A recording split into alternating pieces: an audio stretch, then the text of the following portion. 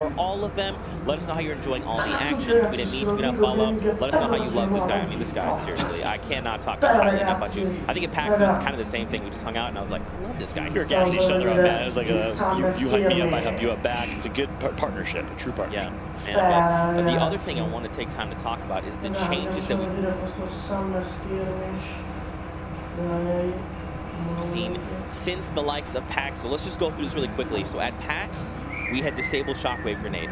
Now it's back in the game. On top of that, we have the Grappler added to the game. We also have the Porta Fortress, which just came out this week.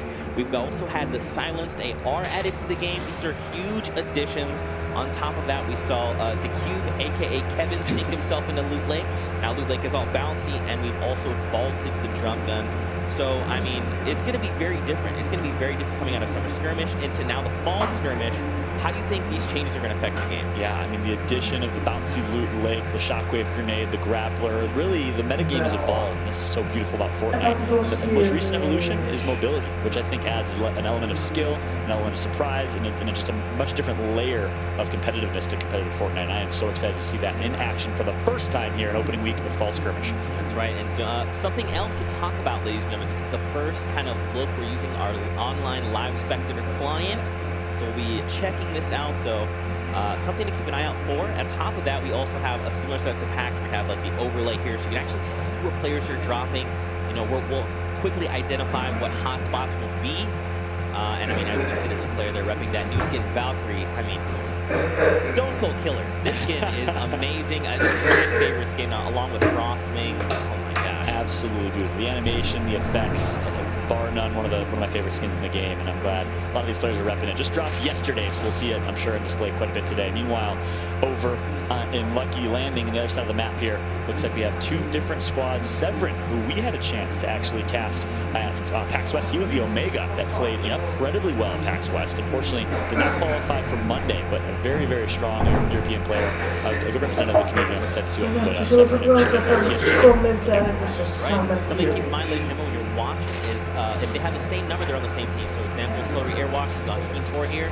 Goes down, though, right at the start to Febs. He's on team 39. So, 6 players with the same number. They basically are on the same team.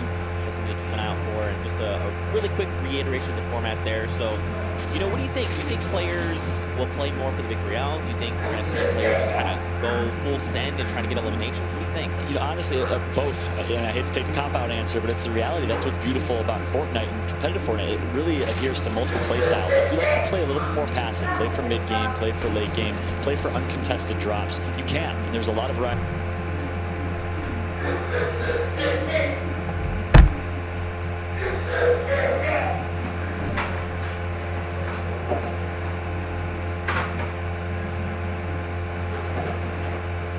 A lot of varieties of locations and POIs you could drop that are viable. Meanwhile, if you're ghosted and you're Nick Burks, to get in the action, you can drop tilt the towers and you can bang out with the best of them. So really awesome to see the variety of playstyles. Meanwhile, over in Lucky Landing, it looks like we still haven't seen this 2v2 fight conclude. So we're still getting some action breaking out over here. We've seen some good action already as Solary already taken out.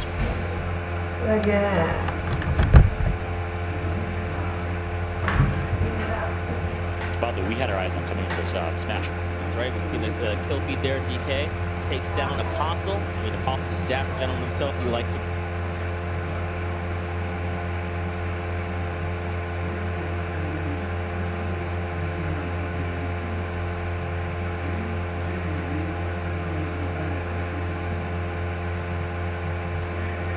In this area, and still no eliminations picked up yet. It goes to show the amount of respect that these players have for them.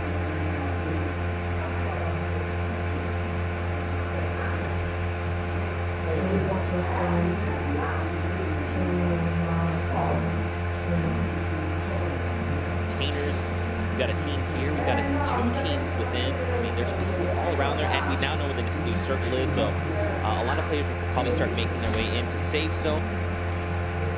Almost a minute before the storm starts to move. I mean, look at this. So what's interesting, Jetpack only has 2 weapons. Both of them ARs, and both of them actually share the same ammo type. So I mean, as he's burning ammo, he's, I mean, you know, using up some of the other one, but he immediately takes on a player there. That's free loot on the table, but yeah, Jetpack responds. Made a lot of noise. Exactly, he does. Jetpack responds to you and says, hey, Zeke, all I need is an AR with 24 bullets, and I'm going to pick up some eliminations. He gets one right there. Should be able to pick up some weapons and some ammo as well. And it looks like his teammate's actually going to sweep that up. So surprising, Jetpack still just repping that double AR, as you mentioned. That's might cost him here. If he gets into a big team fight, he's not going to have a lot to work with. Now, heading down to the south half of the map, you can see up there in the top left, we've got players nearing each other right now in Clyde and Marijuana against Mexi and not Mickey. So we'll have to see how this plays out. Immediately see the grenade launcher, and look, they already have a Porta Fortress in hand. Fallout. How do you think they're going to use this? Oh my, defensively is one thing I would say. Porta Fortress gives, ooh, look at the double rift he's going to be hit. But Porta Fortress gives you an opportunity to play a lot more defensively. That really, if you're under duress, you can bail out of that situation really, really well. I expect them to hold on to that for a rainy day. Of course, they're not going to use it right there in that offensive opportunity. Yeah, let's check out this replay coming in from Solar. He's still alive, actually. One of them is still alive. That's right. We saw one of them go down. He takes down 2 players, knocks them down. He's going to get the elimination here. Interestingly enough, the Solary members are not playing together, so I take that back. I assume both the Solary players would be playing together. We saw a member of Solary die earlier in the game, but eliminated. Now, since Solary, Yoshi, and Jules are just left. So keep in mind that there is a duo and that Yoshi's playing someone else, but there's also, don't forget, the club, so they can only play with club members. Yep. So that's something interesting to keep in mind. In terms of duos and pairings all day long, yeah. Yeah, man. I mean, this format on top of the clubs is gonna change things very dramatically. You're gonna see things kind of unfold differently. And I think another cool thing to talk about is, Summer Skirmish was more about, honing in on fun, or rather the format and whatnot. And now we can have a little more fun. We get to bring those formats back that people really liked, and then get to do some stuff with the clubs. So I'm really excited to see how that's going to change these 6 weeks. But yeah, boy, oh boy, a lot of action heating up. Look at this. We've got a grappler in play. I mean, look, I'm gonna say right now, I love the grappler. It is one of my favorite weapons, a great mobility tool. It's just fun. You just fire it and you just go zipping around. You can do stuff like if you jump off a ledge, you can actually grapple the ground and zip yourself down and not take all damage.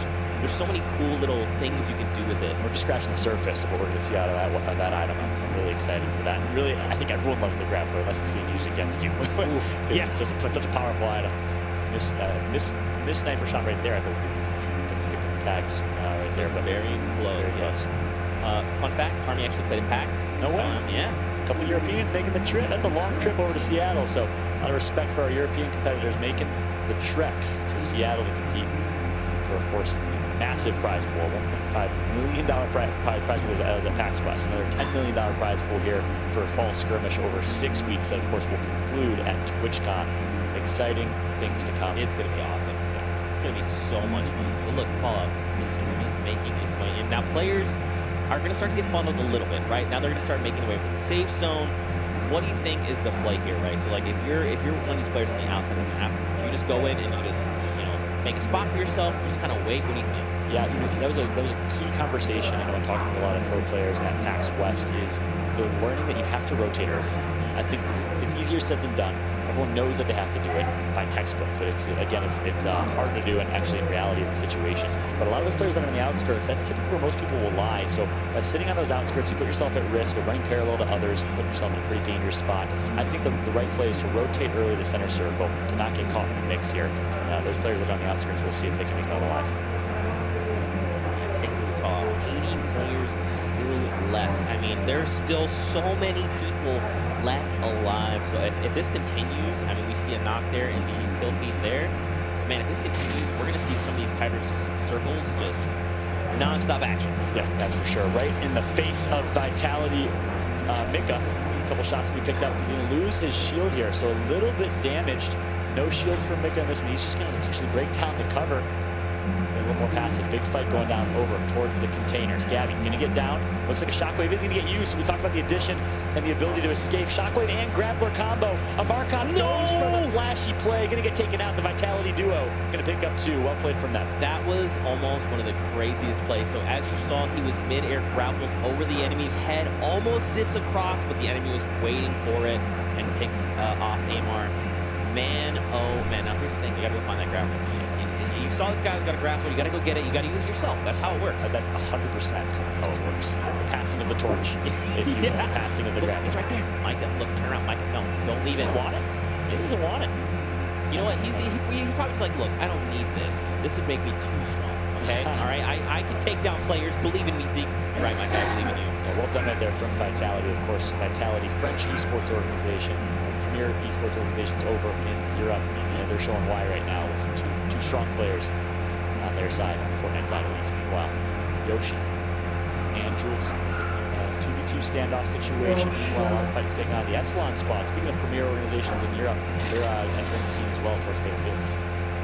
This is a replay, so this was the replay from the fight we just saw from Micah. So look, Amar's mid-air, he zips over, and immediately, look at that. Oh my gosh, those are hard shots to make, man. Hard shots indeed, but... It keeps the AR out rather than taking out the shotgun. Yeah. It's a bold play, means he has trust and faith in his accuracy. Well shot from Mika in that one. Meanwhile, Skosis of AGO here. Just getting as many mats as they can. That's another big thing in these private server matches. You think it's easy to get mats, easier said than done. Yeah, it always becomes an issue in late game. It's material and resource. Yeah, I mean, especially as people start to tunnel, they start to fortify as much as they can. We'll have to see. Yeah, speaking of which, literally what we're seeing, but like you talked about, it's a great point. It's a shockwave grenade, man. That thing is going to change the way, and I hope we see a lot of it this time around in these upcoming weeks, because it's a game changer. Meanwhile, on board with Martin here. This is a replay situation over towards Dusty. This is a live fight as Mika and Roby are going to be in a pretty bad spot here. No high ground for them, and they're really in this fishbowl that is Dusty Divot. Couple good well-placed walls right there from Method Martin. Some shots over on the Vitality squad who's just trying to retreat. They recognize they're not in the best situation. They want to get out of it. Again, take a look. The Spectator client, man, it's super helpful. You're looking up at the top right, you can see all the duo teams very close by. I mean, everyone else, if you watch these little triangles, they're honing in on these shots. They hear these shots, and they're saying, look, we need to get in there. We need a third party or a look to clean up these fights. Because we need eliminations. We need these eliminations on the board. Yeah. 4 to 5 is 1 point, right? And 1 point could be enough to put you in the top 10. So exactly. Not only that, but this Vitality squad is, speaking of points, are so close. You see the format on the radio screen, so close to picking up a few points here by eliminations. They've picked up a couple already, so let's see what they can do here. Big fight ensuing. 3 or 4 teams in this one. It's between Martin versus Mika in a 1 versus 1. Sorry, that's Roby. He downs 1. That's an elimination. That's crucial if they can pick up the finalization here. Meanwhile, it's going to be Jetpacks that downs Roby and neutralizes. Now, 1 versus 1 situation. Jetpacks versus Mika, I believe. A couple good shots are going to be put in. Ultimately, it is Mika that comes out on top. 3 eliminations for Mika, a few for Roby, and that should net them some points. Unbelievably well played there. Mika by himself now. I mean, you'll love to see it. If he can get 1 more, or rather 2 more eliminations, he's going to have a point on the board. You know, we talked about it, man, and we kind of talked about it a little bit at PAX as well. These elimination thresholds, they're tough. This is not easy, right? Everyone needs to show up and do the best that they can. And we're basically, it's a lot to ask for. I'll give you that, but it's worth it, right? A lot of these players are going to show up like Mika. I mean, we just saw him get, he's got 3 eliminations now. So if he has 1 more, that's 1 point. And even at PAX, we saw a lot of times where people would get so close. They get 1 elimination away from their first, second, third thresholds, and then they go down. Yep. You just look at our face afterwards. You have the beautiful webcams as well. And in addition to this format that I absolutely love is the Hold the Throne edition. Yeah, we saw Aiden drop, I believe, 18 eliminations in his nightly qualifier and playing out of his mind. But because there was no Hold the Throne in that feature, that format, he was, I think, ended up in 10th or 15th place in the final standings. So the addition of Hold the Throne gives you an opportunity to really rack up some extra points and manage eliminations even further, which I think is awesome for the overall balance of the game. Absolutely, couldn't agree with you more. And it means more eliminations that we get to see. So that's true. Let's take a look at the action from Mika's perspective here. You saw it from Jetpack's perspective. And look at that nice headshot. And the AR, sorry, I think that SMG, compact SMG finish there. Yeah. And he's 1 elimination away from that first threshold, getting himself a point. And man, these points they're sparse. You know, you get 3 points for victory outs, 2 points for second or third, 1 point for 4th or 5th. And that's the thing, man. If you make it, let's say you make it in top 6 and you don't have an eliminations, it's great you made it to top 6, but you don't have points. So it's, I like that this format allows players to kind of play to their strengths, right? You can either play, look, I go full send, I get eliminations, that's great, you're gonna get points. Or I like to make my way to the final 6, I like to play very slow, very methodically, I'm gonna make decisions that matter. That's awesome, you're also gonna give yourself points. So it's a really cool format. I've enjoyed this, and again, you mentioned earlier, to Hold the Throne. Whoever has the most eliminations at the end of the game holds the drones. That's just 2 points. They're up for grabs. I mean, during the summer skirmish, actually, during the hold the throne week, we saw people stealing the points left and right. So we'll have to see how that happens now. But Fnatic and Nyx and Jarl go down. Oh, wow. So both members of Fnatic out of the count here. Meanwhile, second board adds a look at the amount of 1-by-1s built up here. It is training day right now for these individuals. They're just posted up and trying to get some long-range shots off. Look, I just want to point this out. There's 64 players left alive. Fall out. There's 64 players left in this game right now. Look at this. Look at how, first of all, look how evenly everyone's spread out, right? They're at basically long range, just about, and they're waiting. No one's taking shots, right? No one's building. Everyone's just waiting. They're waiting for that moment when the storm comes in, forces players together. They're looking to clean up a few eliminations as they can, and then once we get the new storm circle, they're gonna have to move. Exactly. You know what that means, though, is my favorite part as a caster and as a viewer, madness is about to ensue. 64 people, and look at how many players in one area right now. You already know fights are about to ensue. It's about to go down. Of course, the addition of shockwaves, porta fortresses are really going to help promote the fights in the end game. I'm really excited to see how the action breaks down. Look at how many players are. I mean, look, Lei is right next to you. They're like one grid space away from each other. You've got players all over the place, and it's still at 64. Nothing is happening. But like we talked about, the madness is about to happen. Get a new circle. All right, so now this is where players start to make the decision. Do I move now? Is it too soon? Do we just need to go secure a spot? You know, what do you think these players are thinking right now? Yeah, in this scenario, again, early rotation, the early bird gets the worm. I think it's even more true when it comes to rotation. So what that means for those at home, the rotation is how fast you rotate and move to the center of the circle, the next storm, or the next circle. And it looks like a couple players are going to do exactly that. Meanwhile, big fight going down here. Finally, the madness ensues. It looks like Harmy and Co. go down. Lou gets taken out as well. One Splode took out 3 members. I'm not sure if that was 3 limbs for 1. We'll, of course, get the updated scoreboard for you guys as soon as we can towards the end of the game. But from 64 to 59 in the blink of an eye here, and look how small this last circle is. It's going to go down here in just a moment. Like, of course, we are in anti-gravity game here. I absolutely love it. Just like we saw in PAX West, which is so entertaining. It's going to be an interesting end game, that's for sure. That's right. So we kind of saw some of this play out during PAX, but these grab zones, if you don't know, they're basically these anti-gravity zones, right? You can hop around in this like on the moon, right? So if you jump off a large structure, you're just going to float down very gently, but you're also, while jumping normally, you're going to be moving very slowly in an arc. So it actually makes it very easy for players. If they have like a hunting rifle, they can actually really easily take you out of the air, just because of how slow and you're floating. So people have to keep that in mind. Exactly. So, yeah, there's an opportunity to use that anti-gravity, much like a bounce pad, to build yourself high in high ground. But it's high risk, high reward, because you do make yourself a little bit vulnerable if you can't build very efficiently. Meanwhile, Jules coming through. Jules is going to get a down on Svenos. So Svenos, a big name on the European scene. He goes down, not out just yet, but Humble Valley Gamers for now. Same spot. There's still so many players that fall. We've only gone from 64 to 56. So one player go down, and look, the silence they are. We talked about it. We're seeing it now. Ollie has it. Look at all these players. Just watch their health bars. You see Noisy up top goes down there. There's shots left and right. We just heard the sound of remote explosives. I mean, this is going to get really claustrophobic very quickly. Yeah, indeed. Ollie Games is a pretty good spot here just to stay alive and value his life. Meanwhile, looks like a member of Ghost Gaming representing here today, Training Age Socks. Looks like he's going to get tagged up for it. Team hurt right now, trying to just stay alive and use that last mini shield and that campfire to get back to he's more of a desirable HP position. Man, there's so many people fall out. It's only down to 52 still. This is crazy. There's so many people packed in this tiny spot. And now look, where the new safe zone is down on the lower half of the map. Now, so some players are already there. They're good to go. But that means for everyone else, they have to start making these rotations. One thing that's really interesting, maybe it's a European versus North American thing, you don't really see many layers of elevation and verticality. You see that very often on the North American side, where players will build high, and you'll see kind of a high ground, a mid ground, and a low ground, 3 separate fights that exist. Meanwhile, everyone, for the most part, low to mid ground here, which means we're going to see a crazy battle on this rotation. Looks like it is Carnifex who's just sneaking his way over to that hill, or that next circle, in a pretty good spot right now, but expect madness to ensue here. I want to see some players build for high ground and try to create a second layer a little bit higher up to give themselves a vertical advantage. Man, this is getting intense. This is just 50 players. We've got 38 seconds left before this storm starts to move. And now everyone is literally going to be funneled into the same spot, that northeast corner of the circle there. I mean, look, there's already a flood of people there. And don't forget, this is duos. So it's not just like 1 or 2 players, but this is literally duo squads moving in troves. So we're going to see this action go very quickly. We're going to see the lobby probably go from like 46, I'd assume, down into 20, maybe even less.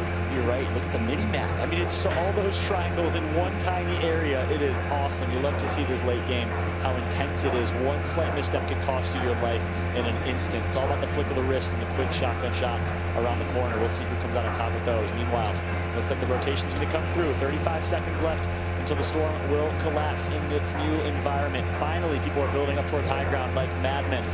Keep in mind, resource management in a very good spot here is this Black Knight with resources, almost 1,000. What he's going to pick up an elimination, that's Dementos, the man himself. He takes down someone there. We're down to 45. Only one player's gone down in the time we talked. Now all he hears is drawing a bead. Can he make these eliminations? Keep in mind, everyone, they're fighting for eliminations.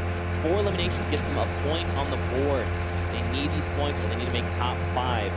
They hope to score points going into this, coming out of this first game, rather. And Ali's a prime example. 0 eliminations right now, so Ali playing purely for placement. That's Ali can pick up some key eliminations right now. I love what I'm seeing out of the secret squad. Dementos, of course, the young man who we saw perform in Summer Skirmish and in past events.